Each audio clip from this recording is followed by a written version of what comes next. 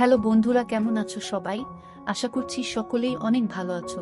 প্রিয় বন্ধুরা, আজকে তোমাদের জন্য নিয়ে এলাম আরও একটি নতুন গল্প। আশা করছি তোমাদের দাঁড়িয়ে যাবে, তাই ভিডিওটি শুরু থেকে শেষ পর্যন্ত দেখো। আমার শ্বশুর তার সেবার জন্য একজন চাকরানী রেখেছিল, যে বেশিরভাগ সময় তার ঘরেই থাকতো। সকালে যখন শ্বশুরের ঘর থেকে সে বের হতো, তার অবস্থা অনেক খারাপ হয়ে যেত। একদিন সকালে সে মাথা ঘুরে পড়ে যায়, তখনই আমি তাকে হাসপাতালে নিয়ে যাই। ডাক্তার তার চেক আপ করার পর পুলিশকে খবর দেয়, আর আমার শাশুড়িকে গ্রেফতার করিয়ে দেয়। যখন আমি সেই রিপোর্টগুলো দেখি, তখন আমার হুঁশ উড়ে যায়, কারণ চাকরানী তো। আমার শ্বশুর আর শাশুড়ি সব সময় নিজেদের মধ্যে লড়াই করত। খুব ছোট ছোট বিষয় নিয়ে তারা নিজেদের মধ্যে বাচ্চাদের মতো ঝামেলা করত। আমার শ্বশুর আমার শাশুড়িকে সব সময় বলতো, তুমি আমার কোনো কাজের নও। সেই কথা শুনে আমার শাশুড়ি আবার আমার শ্বশুরকে বলতো, তোমাকে বিয়ে করে আমার জীবনটাই নষ্ট হয়ে গেছে। আমি সেই সময়টার জন্য আফসোস করি, যে সময় আমি তোমাকে বিয়ে করার জন্য রাজি হয়েছিলাম।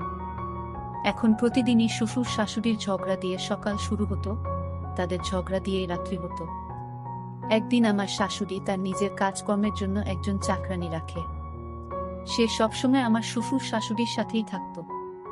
যখন থেকে সে এই বাড়িতে এসেছিল, তখন থেকেই সে খুব দুর্বল হয়ে যেতে শুরু করে। কিন্তু সেই চাকরানির আশাতে আমার শ্বশুর শাশুড়ি খুব খুশি থাকতে শুরু করে। তারা নিজেদের মধ্যে এখন আর লড়াইও করে না। একদিন যখন আমি চাকরানিকে জিজ্ঞাসা করি যে তোমার এই অবস্থা হয়ে যাচ্ছে কেন, তখন সে বলে, তোমাদের হিসাব ভগবান করবে। তার কথা শুনে আমি ভয় পেয়ে যাই। একদিন চাকরানির শাশুড়ির জন্য চা বানাতে বানাতে বেহুশ হয়ে পড়ে যায়। আমি সঙ্গে সঙ্গে তাকে হাসপাতালে নিয়ে যাই। যখনই ডাক্তার তার চেক আপ করার পর ঘরের বাইরে আসে, তখনই তাড়াতাড়ি পুলিশে খবর দেয়।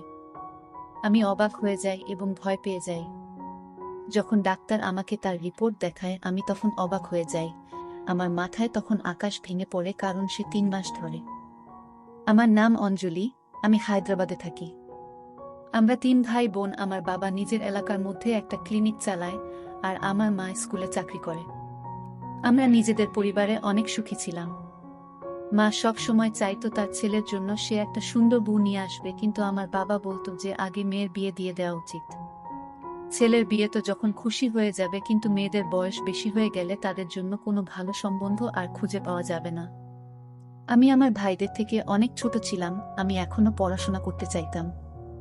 আমার ঠাকুমা এবং বাকি পরিবারের লোকজন চাইতো যাতে আমার বিয়ে হয়ে যায় খুব তাড়াতাড়ি।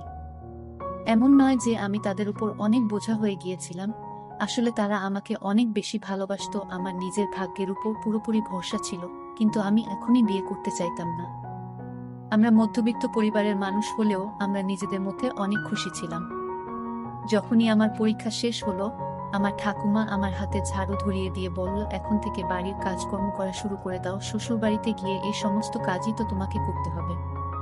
মা তো স্কুলে চলে যেত, আর ঠাকুমা আমাকে দিয়ে বাড়ির সব কাজ করাতো, বেশিরভাগ সময় আমাকে দিয়ে রান্না করাতো। আমার আর ঠাকুমার সম্পর্ক অনেকটা চোর পুলিশের মতো হয়ে গিয়েছিল। ঠাকুরমা আমার কাজে ফাঁকি দেওয়ার গল্প বাকিদের শোনাতো, আর আমি সেই সমস্ত কথা শুনে লজ্জিত হয়ে যেতাম। এখন আমার জন্য অনেক বিয়ের সম্বন্ধে আসতে শুরু করেছিল।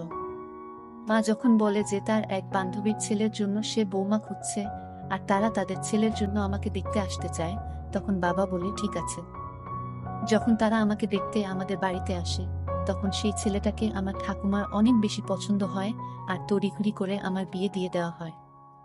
বাবা মার থেকে আলাদা হয়ে যাওয়াটা খুব সহজ কাজ নয়। একটা মহিলা সারা জীবন অনেক পরীক্ষার মধ্যে দিয়ে যায়। বিয়ের সময় আমার ঠাকুরমা আমাকে অনেক বুঝিয়েছিল, একজন বুদ্ধিমতী মহিলাই সংসারকে স্বর্গ বানিয়ে দিতে পারে। মহিলার মধ্যে সহনশক্তি এবং আদবকায়দা হওয়াটা খুব জরুরি, তবেই সংসার এবং ঘর সুখের হয়। আর সব থেকে প্রয়োজনীয় কথা হলো নিজের বরের মন জয় করে চলা। আমার বর খুব বুদ্ধিমান মানুষ ছিল। সে শায়েরি এবং গান ভীষণ পছন্দ করত।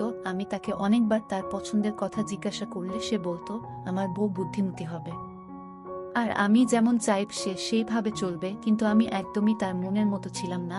আমি শায়েরি ও গান কোনটাই পছন্দ করতাম না। আমার নতুন নতুন বিয়ে হয়েছে, তাই সেই পরিবেশে মানিয়ে নিতেও আমার অনেক বেশি সময় লাগছে। আমার শ্বশুর বাড়ির লোকজন অনেক ভালো ছিল। আমার শাশুড়ি সব সময় নিজের কাজ করত, আমাকেও খুব একটা বিরক্ত করত না, এবং আমাকে আমার নিজের কোনো কাজ করা থেকে আটকাতো না। আমার যা ইচ্ছা হতো আমি সেই কাজই করতে পারতাম। আমার শ্বশুর শাশুড়ির মধ্যে প্রায় দিনই ছোট ছোট বিষয় নিয়ে ঝগড়া হতো, কিন্তু তারা আমাকে কোনোদিন কেউ কিছু বলতো না। আমার যখন মনে হতো আমি ঘুমাতে যেতাম, আবার যখন মনে হতো তখন আমি উঠতাম। বাড়িতে যখন একা থেকে আমি বিরক্ত হয়ে যেতাম তখন শাশুড়ির কাছে গিয়ে বসতাম, তার সাথে অনেক গল্প করতাম, সেও আমাকে অনেক গল্প শোনাতো। কিন্তু আমি লক্ষ্য করেছিলাম আমার বর আমার সাথে খুশি নয়। সে সবসময় কোনো না কোনো বই পড়তো বা গান শুনতো। যখন আমি তার সাথে কথা বলার চেষ্টা করতাম তখন সে শুধু হ্যাঁ এই একটাই উত্তরটাই দিত। আমি অনেক বেশি কথা বলতাম, আমার বাড়ির লোকেরাও আমার এই অভ্যাসের জন্য অনেক বেশি চিন্তিত ছিল। আমার বিয়ে হয়েছে 3 মাস হয়ে গেছে। আমি একদিন আমার বরকে বলি, যখনই আমি তোমার সাথে কথা বলতে চাই তুমি শুধু হ্যাঁ বা মাথা নাড়িয়ে আমার কথার উত্তর দাও। তুমি কি আমার সাথে কথা বলতে চাও না? তোমার কি আমার সাথে কথা বলতে ভালো লাগে না? আমিও চাই আমার বর আমার সাথে ঘন্টার পর ঘন্টা কথা বলুক। তুমি কালকে আমাকে বাজারে নিয়ে যাবে, আমার কেনাকাটা করার আছে।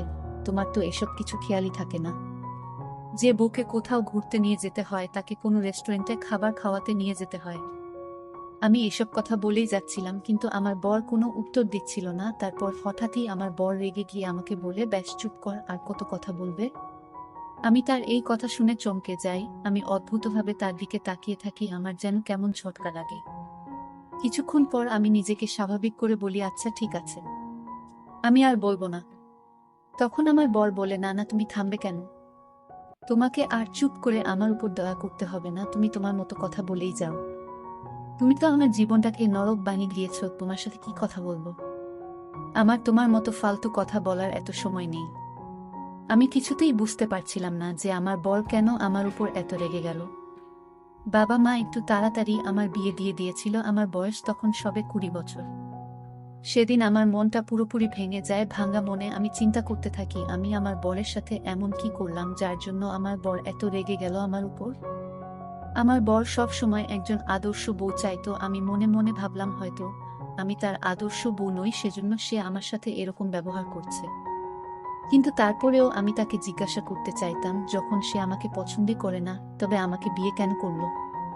আমার অনেক কান্না পাচ্ছিল। আমি আমার শাশুড়ি মায়ের অনুমতি নিয়ে আমার বাপের বাড়ি চলে আসি। বাপের বাড়ি এসে দেখি সেখানে শুধু ঠাকুমা ছিল। আমি তার গলা জড়িয়ে ধরে অনেক কান্না করতে থাকি। আমি তাকে সব ঘটনা বলে দিই। সে কিছুক্ষণ চুপচাপ থেকে আমার সব ঘটনা মন দিয়ে শুনে আমাকে বলে, দেখো, সংসার তৈরি করা এত সোজা কাজ নয়। তার থেকেও মুশকিল কাজ হলো নিজের বরের মনে নিজের জন্য জায়গা তৈরি করা। এটা নয় যে সে কোনো মেয়েকে পছন্দ করে। হতে পারে সে চায় যে তার বউ তার মতো হোক, তাকে বুঝুক, তার সব কথা শুনে চলুক। তুমি তার মন জেতার চেষ্টা করো, তাকে বোঝার চেষ্টা করো। তারপর দেখবে তোমার বর তোমার পিছনে পিছনে ঘুরছে। ঠাকুরমার সব কথা আমি বুঝতে পেরে গিয়েছিলাম, সেজন্য পরের দিন আমি আবার নিজের শ্বশুর বাড়িতে ফিরে আসি। শ্বশুর বাড়িতে ফিরে এসে ঠাকুমার বলা কথার মতো আমি সমস্ত কাজ করা শুরু করে দিই। কিন্তু যখনই আমার বরের বলা কথাগুলো আমার মনে পড়তো, আমার চোখে জল চলে আসতো। বাড়ি ফিরে আমার শাশুড়ির সাথে দেখা করার জন্য যখন আমি শাশুড়ি মার ঘরে যাই, সেখানে গিয়ে দেখি আমার বর সেখানে বসে আছে আর তার মাকে বলছে, মা, অঞ্জলি শুধু বিয়ে পাস, সে কিছুই জানে না। সে কোনো আদব কায়দাও ঠিক করে জানে না। তুমি এত কম বয়সের একটা মেয়েকে কেন আমার গলায় ঝুলিয়ে দিলে? আমি তোমার ছেলে। আমি ভেবেছিলাম যে তুমি আমার পছন্দের কথা মাথায় রাখবে, আমার পছন্দ মতো আমার জন্য একটা মেয়ে খুঁজে বার করবে, কিন্তু তুমি তো আমার পছন্দের কোনো খেয়ালই। এই কথা বলে আমার বর নিজের কথা অসমাপ্তই রেখে দেয়। আমার শাশুড়ি বলে, তুমি তো আমাকে ভয় পাইয়ে দিয়েছিলে। আমি তো ভেবেছিলাম তুমি আমাকে আরো অন্য কিছু বলবে হয়তো। আসলে অঞ্জলির মা আমার অনেক উপকার করেছে, যেই উপকারের ঋণ আমি কখনো শোধ করতে পারবো না। যদিও অঞ্জলি কম শিক্ষিত হয় তো কি হয়েছে, তুমি তাকে আরো বেশি পড়িয়ে নাও, তাকে সময় দাও, তাকে বোঝো। তার এখন বয়স কম, তুমি তাকে যেইভাবে বলবে সে সেইভাবে চলবে। আর শুধু পড়াশোনা দিয়ে সংসার চলে না, সংসার চালানোর জন্য বাড়ির বুকে বুদ্ধিমতী হতে হয়, সমস্ত সম্পর্ককে ঠিকঠাক আঁকড়ে ধরে রাখতে জানতে হয়, বড়দের সম্মান করতে জানতে হয়। তুমি তার সমস্ত ভুলগুলো ছেড়ে দিয়ে তার ভালোটা খোঁজার চেষ্টা করো, তাকে ভালোবাসো, তার ভালো গুণ খুঁজে বার করার চেষ্টা করো। আমার বর তার মায়ের এই সমস্ত কথা মাথা নিচু করে চুপচাপ বসে শুনছিল। আর আমার শাশুড়ির এ সমস্ত কথা শুনে তার প্রতি সম্মান আমার আরো বেড়ে যায়। আমার শাশুড়ি অনেক ভালো মহিলা ছিল। আমার মা সব সময় বলতো, তোমার শাশুড়ি খুব ভালো মানুষ, সে তোমার সাথে কোনো ভুল কাজ হতে দেবেই না। তার নিজের সাথেই অন্যায় হয়েছে, সে একজন ভেঙে যাওয়া মানুষ। তুমি সেই মানুষটাকে যত বেশি ভালোবাসবে সে তোমাকে তার দ্বিগুণ ভালোবাসা ফিরিয়ে দেবে। না জানি শাশুড়ি কোনো উপকারের কথা বলছিল। যাই হোক, এখন আমার বরের ব্যবহারে অনেক বদল এসেছে। একদিন সে আমাকে কলেজে নিয়ে যায় এবং ভর্তি করিয়ে দেয়। সে নিজের বলা কথাতে অনেক লজ্জিত ছিল। আমি ঠাকুরমার বলা কথা মতো সব কাজ করতাম, আমি তার মনের মতো হওয়ার চেষ্টা করতাম। সময়ের সাথে সাথেই আমার বর আমার কাছে আসতে শুরু করে। কিন্তু যখনই আমি তাকে পুরনো কথাগুলো মনে করিয়ে দিতাম তখন সে আমার কাছ থেকে ক্ষমা চাইতো। আমি বুঝে গিয়েছিলাম আমার বর একজন ভালো মানুষ, শুধু সে একটু বেশি রাগী। আমার একজন ননদ আর একজন দেওর ছিল। আমার ননদের বিয়ে হয়ে গিয়েছিল। সে অনেক ভালো মনের মানুষ ছিল, কিন্তু তার জেদ ছিল অনেক বেশি। ননদের জেদ বেশি থাকার জন্য প্রায় দিনই ননদের বরের সাথে ননদের অনেক বেশি ঝগড়া হতো। তাদের ঝগড়া এমন এক পর্যায়ে চলে যায় যে তাদের ডিভোর্স হয়ে যাওয়ার কথা পর্যন্ত শুরু হয়। আমার বিয়ের 1 বছর হয়ে গিয়েছিল। আমার ননদের বর মাঝে মধ্যে কখনো আমাদের বাড়িতে আসতো। যখনই আমাদের বাড়িতে আসতো তখনই আমার দিকে অদ্ভুতভাবে দেখতো, যেটা আমার একদমই পছন্দ হতো না। আমি পড়াশোনায় অনেক পরিশ্রম করতাম, আমার বর নিজে আমাকে পড়াতো। নিজের জীবন আমার কাছে একটা স্বপ্নের মতো লাগতো। কিছুদিনের মধ্যেই আমার বরের বন্ধুর বিয়ে ঠিক হয়ে যায়। আমাদের বাড়িতে তারা নেমন্তন্ন করতে আসে, কিন্তু আমার বর একাই সে বিয়ে বাড়িতে চলে যায়।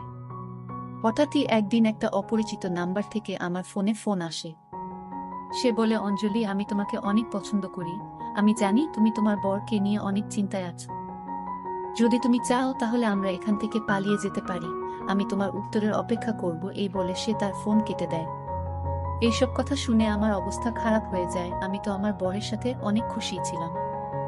আমি আমার বাপের বাড়িতেও খুব কম যেতাম। এখন আমার ফোনে প্রায় রোজই এরকম ফোন আসতে থাকে। আমি ঘাবড়ে যাই, বরকে বলতেও আমার ভয় লাগছিল। আমি তো আমার নাম্বার কলেজে কাউকে দিইনি। আমি মানসিকভাবে বিরক্ত হয়ে যাচ্ছিলাম। আমার বর আমার এই অবস্থা লক্ষ্য করে আর সে আমাকে এসে জিজ্ঞাসা করে কি হয়েছে। আমি অনেক চিন্তায় থাকতে শুরু করি। বেশ কিছুদিন পর্যন্ত আমি আমার নাম্বার বন্ধ রেখেছিলাম। যখন মোবাইল অন করি তখন আমার ফোনে একটা ফোন আসে। আমি হ্যালো বলি।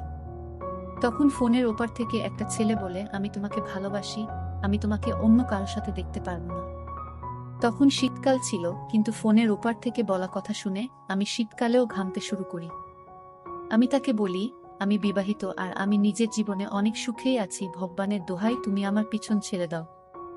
এটা শুনে সে আমার ফোন কেটে দেয়। আমি জানতাম না যে আমার বর আমার এই সমস্ত কথা শুনে ফেলেছে। সেই দিনের পর থেকে আমার বরের ব্যবহার বদলাতে শুরু করে। আমার MA পরীক্ষা হওয়ার কথা ছিল। আমার বর বলে, কোন দরকার নেই তোমার কলেজ যাওয়ার, বাড়িতেই থাকো আর বাড়ির কাজে মন দাও। কিন্তু আমি অনেক ঝগড়া করি তার সাথে। আমি তাকে বলি, আমি অনেক পরিশ্রম করেছি, তুমি তো নিজেই দেখেছ আমি পড়তে চাই। কিন্তু আগের মতো সে আবার আমার উপর রাগ করতে থাকে। এখন আমি আমার ফোন প্রায় দিন বন্ধই রাখি। সুর বাড়ির নাম্বারে আমার বাপের বাড়ি থেকে ফোন এলে প্রায় সময় আমার শাশুড়ি বা নন্দ ফোন তোলে। তারা কেউই আমাকে বলে না যে আমার বাড়ি থেকে ফোন এসেছে। আমার বর এখন আমার প্রত্যেকটা কাজে নজর রাখতে থাকে। আমার মনে হচ্ছিল যে সে সবকিছু জেনে গেছে, কিন্তু কে আমাকে ফোন করেছিল? আমি তো তাকে জানো না।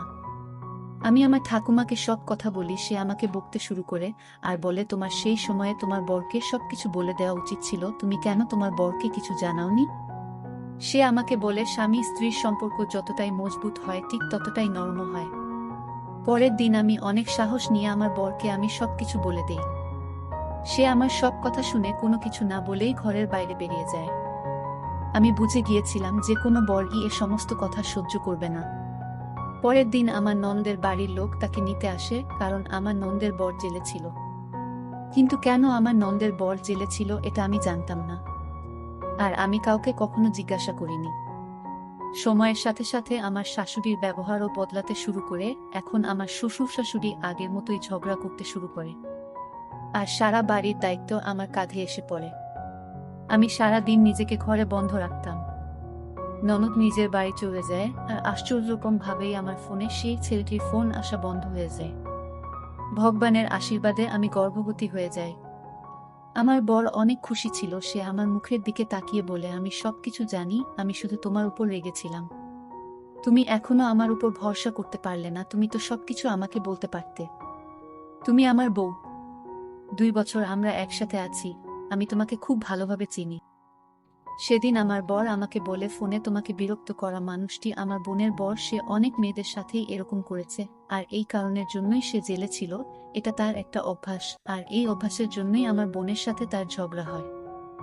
একদিন আমাদের বাড়িতে একজন বৃদ্ধ মহিলা আসে, যার অবস্থা খুব খারাপ ছিল, তার পায়ের জুতোটাও ছেঁড়া ছিল। তাকে দেখে আমার শাশুড়ি আমাকে বলে নিজের ঘরে চলে যাও। বৃদ্ধ মহিলাটি যখন চলে যায়, আমি শাশুড়িকে জিজ্ঞাসা করি সে কে ছিল। আমার শাশুড়ি বলে সে একজন ভিখারি ছিল। তারপর আমি আমার বাপের বাড়ি চলে যাই। যখন বাপের বাড়ি থেকে ফিরে আসি তখন দেখি আমার শাশুড়ি নিজের কাজের জন্য একজন চাকরানি রেখেছে। সে অনেক গরিব ছিল, সে সবসময় আমার শ্বশুর আর শাশুড়ির ঘরেই থাকতো, তার ঘরেই ঘুমাতো। আমার শ্বশুর আর শাশুড়ি এখন অনেক খুশি ছিল, এখন আর তাদের মধ্যে আগের মতো লড়াই হয় না। কিন্তু যখন থেকে সেই চাকরানিতে আমাদের বাড়িতে এসেছে তখন থেকেই সে অনেক দুর্বল থাকতে শুরু করে। একদিন আমি সেই চাকরানিকে যখন জিজ্ঞাসা করি তখন সে কাঁদতে কাঁদতে বলে, তোমার শ্বশুর শাশুড়ির করা কাজের হিসাব ভগবান দেখবে। তার কথা শুনে আমি ভয় পেয়ে যাই, কারণ আমি মা হতে চলেছিলাম। আমি ভয় পেয়েছিলাম এই ভেবে যে তার অভিশাপ আমার না লেগে যায়। কিছুদিনের মধ্যে সেই চাকরানিটি আরও শারীরিকভাবে অসুস্থ হতে শুরু করে, তার শরীর হলুদ হয়ে যায়। সে যখন হাঁটত তখন তাকে দেখে এমন মনে হতো যে সে যেন এখনই পড়ে যাবে। সে একদিন শাশুড়ির জন্য চা বানাচ্ছিল, তখনই সে বেহুশ হয়ে পড়ে যায়। আমি তাড়াতাড়ি তাকে হাসপাতালে নিয়ে যাই। ডাক্তার তার চেক আপ করে যখনই ঘরের বাইরে আসে তখনই সে পুলিশ ডেকে নেয়। আমি ভয় পেয়ে যাই। ডাক্তার যখন আমাকে সেই চাকরানি রিপোর্ট দেখায় তখন আমি চমকে যাই, আমার হুঁশ উড়ে যায় এই ভেবে যে আমার শাশুড়ি 3 মাস ধরে তার সাথে এই সমস্ত ভুল কাজ করছে। আমি আমার নিজের কানকে বিশ্বাস করতে পারছিলাম না, আমার শাশুড়ি এত নোংরা কাজ কি করে করতে পারে। পুলিশ আমার শাশুড়িকে গ্রেফতার করতে আমাদের বাড়িতে আসে। তখন আমার বর অনেক কষ্টে পুলিশের সাথে কথা বলে তাদের ফেরত পাঠিয়ে দেয়। আমার শ্বশুর শাশুড়ি সামনে বসেছিল। আমার বর জিজ্ঞাসা করে তার মাকে ডাক্তার যেটা বলছে সেটা কি সত্যি, জানি না কেন সে হাসছিল। তারপর আমার শাশুড়ি নিজের জীবনের ঘটনা বলতে শুরু করে যে সে কোনো বিপদের মুখ থেকে বেঁচে ফিরে এসেছে। সে এই পাপ কাজটা করতে বাধ্য হয়েছিল। সে বলে আমার প্রথম বিয়ে যখন হয় তখন আমি একদম অঞ্জলির মতো ছিলাম। পার্থক্য শুধু এটা ছিল, অঞ্জলিকে বোঝার মতো, তাকে ভরসা দেওয়ার মতো অনেক লোক আছে, কিন্তু এই পুরো পৃথিবীর মধ্যে আমি একা ছিলাম। শুধু একজন বান্ধবী ছিল যে ছিল অঞ্জলির মা, সে আমার সব সময় খেয়াল রাখত। যখন আমার বিয়ে হয় তখন আমার শাশুড়ি এবং ননদ সব সময় আমার পিছনে লাগত। আমার বরের সামনে আমাকে ছোট করার জন্য তাদের যা মনে হতো তারা সেটাই করত। যতই সময় যেতে লাগে ততই আমার বর আমার শাশুড়ি আর আমার ননদের কথা শুনতে শুরু করে। যখনই আমার বরের জন্য আমি তৈরি হতাম তখনই আমার ননদ আমার কাপড়টা নষ্ট করে দিত। কখনো তাতে জল ফেলে দিত, কখনো সেটা নষ্ট করে দিত, আবার কখনো কখনো আমার কাপড় জ্বালিয়ে দেবার চেষ্টা করত। একবার যখন আমি গর্ভবতী ছিলাম, ডাক্তার তখন আমায় পুরো বেড রেস্ট দিয়েছিল। আমার ননদ এই সমস্ত কথা জেনেও আমাকে দিয়ে ইচ্ছা করে কাজ করাতো। আর যে খাবারটা আমি বানাতাম সেটা ইচ্ছা করে সে নষ্ট করে দিত। কখনো তার মধ্যে নোংরা ফেলে দিত, কখনো লবণ দিয়ে দিত, আবার কখনো কখনো আমার তৈরি করা ডালের মধ্যে লঙ্কার গুঁড়া মিশিয়ে দিত। যখন আমি এই সমস্ত কথা নিজের বরকে বলতাম তখন সে আমার কথায় কোনো বিশ্বাসই করত না। আমার বর কোনো একটা তাবিজের বশীভূত ছিল। আমার বর সবসময় উদাস হয়ে থাকত। নিজের শাশুড়ি এবং ননদের করা অত্যাচারের কারণে আমি শারীরিকভাবে দুর্বল হতে শুরু করি, আর আমার মিসক্যারেজ হয়ে যায়। সব মায়েরাই তাদের নিজের প্রথম বাচ্চাকে অনেক বেশি ভালোবাসে। আমার বাচ্চাটাকে আমার ননদ আর আমার শাশুড়ি মিলে মেরে ফেলল। যখন আমি আমার বরকে সবকিছু বললাম তখন সেও আমাকে অনেক মারল আর বলল আমি তার মা আর বোনের উপর দোষারোপ করছি। এটাও বলল যে আমাকে বিয়ে করে নাকি সে এখন আফসোস করে। আমাকে দেখার মতো, বোঝার মতো এই পৃথিবীতে কেউই ছিল না। আমার সামনে দাঁড়িয়ে সবাই হাসছিল, আমার কেউ ছিল না। কিছু বছর এইভাবেই কেটে যায়। একদিন আমার শাশুড়ি আর আমার ননদ আমাকে একটা স্টোর রুমে বন্ধ করে দেয়, সেখানে একটা ছেলেকে পাঠিয়ে দেয়। সেই সময় আমার বর বাড়ি চলে আসে। আমি আবারও গর্ভবতী হয়ে গেছিলাম। আমার বর আমার বাচ্চার দায় অস্বীকার করে আমাকে বাড়ি থেকে ধাক্কা দিয়ে বার করে দেয়। তখন আমার বান্ধবী মানে অঞ্জলির মা আমাকে তার বাড়িতে থাকতে দেয়। সেদিন সে তার নিজের শ্বশুর বাড়ির লোকেদের সব বাজে কথা শুনেও আমার উপর কোনো অন্যায় অত্যাচার হতে দেয়নি। সে সবসময় আমার সাথে ছিল। কিছুদিন পর আমার বর আমাকে নিতে আসে, তখন সে আমার থেকে অনেক ক্ষমা চায়, কারণ সে সব সত্যটা জেনে গিয়েছিল। আমার ননদ কোনো একটি ছেলের সাথে পালিয়ে যায়। আমার বর কেঁদে কেঁদে আমার কাছ থেকে ক্ষমা চায়, আমিও আমার ছেলের জন্য তাকে ক্ষমা করে দিই। কিছুদিন পর আমার বর বোনের এরকম অবস্থা দেখে আত্মহত্যা করে নেয়, আর এই দুঃখে আমার শাশুড়ি মা গত হয়ে যায়। আমি আবারও একলা হয়ে যাই। কিছু সময় পর নিজের ছেলের জন্য আমি আবার দ্বিতীয় বিয়ে করি। আমার দ্বিতীয় বর আমার অনেক খেয়াল রাখত। এভাবেই সময় কাটতে থাকে, আর আমার 3টে বাচ্চা হয়। সময়ের সাথে সাথে তারা বড় হতে থাকে। কিছু মাস আগে আমাদের বাড়িতে যে মহিলাটি এসেছিল সেটা আমার ননদ ছিল, যে বাড়ি থেকে পালিয়ে গেছিল। সে হাত জোর করে ক্ষমা চাইছিল, আর বলে যাতে তার মেয়েকে আমার বাড়িতে আমি থাকতে দিই, কারণ সে যার সাথে পালিয়ে বিয়ে করেছিল সে জুয়ারি এবং মাতাল ছিল। তার মেয়ে যুবতী হয়ে যাচ্ছিল, আর সে ভয় পেয়েছিল যে হয়তো তার বর তার মেয়েকে বিক্রি করে দিতে পারে। সে আমাকে আমার প্রথম স্বামীর দিব্যি দিয়ে বলে, তুমি আমার মেয়েকে নিজের কাছে রেখে দাও। আমি তখন তাকে নিজের বাড়িতে চাকরানি হিসাবে রেখে দিই। যাকে তুমি চাকরানি ভাবছ সে তোমার পিসি শাশুড়ির মেয়ে, যে আমাকে পাগল করে দিয়েছে। আমার শাশুড়ি আরও বলে, আমার ননদকে আমি এত ঘৃণা করি যে বেঁচে থাকতে আমি কখনো তাকে ক্ষমা করতে পারবো না। অবশ্য তার অন্যায়ের সাজা সে পাচ্ছে। সে আমার সাথে যা যা করেছে আমি কোনো দিন সেগুলো ভুলতে পারবো না। আমি তার মেয়ের ওপর অত্যাচার করতে শুরু করি। আমি তাকে সারা রাত ঘুমাতে দিতাম না, সারা রাত তাকে দিয়ে আমার আর আমার বরের পাটে পাতাম। যখন সে ঘুমানোর চেষ্টা করত আমি তাকে মারধর করতাম, যার ফলে তার অবস্থা এত খারাপ হয়ে গেছিল। যখন যখন আমি তার মেয়েকে চোখের সামনে দেখি ততবার আমার তার কথা মনে পড়ে। এখন আমার ননদ আমার কাছে ক্ষমা চাইতে আসতো। কিছুদিন আগে তার বর তাকে মেরে জেলে চলে যায়। এইসব বলে আমার শাশুড়ি কাঁদছিল। আমাদের সবার চোখেও জল চলে এসেছিল তার ঘটনা শুনে। অতীতে তার সাথে যে সব ঘটনা ঘটেছে সেটা খুবই দুঃখজনক। বাড়ির চাকরানি মানে শাশুড়ির নন্দের মেয়ে সব শুনে আমার শাশুড়ির পা ধরে অনেক কান্না করছিল, আর বলছিল, এটাতে তো আমার কোনো দোষ নেই, তুমি আমার সাথে একই কাজ করছো যা আমার মা তোমার সাথে করেছিল। তুমি শুধু একবার আমাকে আর আমার মাকে ক্ষমা করে দাও, আমি সারা জীবন তোমার চাকরানি হয়ে থাকব। আমার শাশুড়ি তার দিকে না তাকিয়ে নিজের ঘরে চলে যায়। আমার বর তার মাথায় হাত দিয়ে আমাকে বলে তাকে ঘরে নিয়ে যাও। প্রায় বড়দের করা ভুলের শাস্তি ছোটদের পেতে হয়। সেই মেয়েটা অনেক বেশি কাঁদছিল। আমার ডেলিভারির সময় এগিয়ে আসছিল, আর বাড়ির পরিবেশও ঠিক ছিল না। কিন্তু আমার একটা পুত্র সন্তানের জন্মের পর বাড়িতে খুশি ছড়িয়ে পড়ে। আমার শাশুড়ি তার নাতিকে মন খুলে আদর করে। সে তার নাতির নামকরণের দিন আমাকে বলেছিল, আজ তোমার যা মন চায় তুমি চাইতে পারো। তখন আমি আর আমার বর তার পায়ের সামনে বসে বলি, মা তোমার সাথে অতীতে যা হয়েছে সব ভুলে যাও, আর এই চাকরানি যা নাম হেমা ছিল তাকে ক্ষমা করে দাও। তাকে নিজের ছোট বৌমা হিসাবে মেনে নাও। সে কিছুক্ষণ আমার দিকে তাকিয়ে থাকে, তারপর হেমাকে ডাকে তাকে বুকে জড়িয়ে নেয়। অবশেষে আমার শাশুড়ি হেমার কাছে ক্ষমা চায়। এই ঘটনার পর কেটে গেছে অনেকগুলো বছর। এখন হেমা আমার দেওরের বউ হয়। এখন আমার শ্বশুর আর আমার শাশুড়ির সাথে ঝগড়া করে না। এখন আমাদের বাড়িতে শুধু সুখ, শান্তি আর খুশি বিরাজমান। ধন্যবাদ বন্ধুরা।